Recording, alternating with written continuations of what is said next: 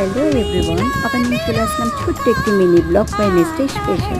Good evening সকলকে জানাই আমার তরফ থেকে। তাই আর দেরি না করে ঝটপট করে মা ছেলে রেডি হয়ে আমরা বসেছিলাম। এদিকে হাজব্যান্ড অফিস থেকে ফিরে উনি চেঞ্জ করে ফ্রেশ হয়ে উনিও রেডি হয়ে দেখো আমরা তিনজনে মিলে বেরিয়ে গেলাম।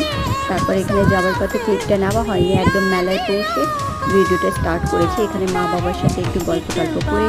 আর এদিকে দেখো ডগিগুলো কি সুন্দর লাগছে না, ওনারা একই রকম কস্টিউম পরে দাঁড়িয়ে ডান্স করছিল।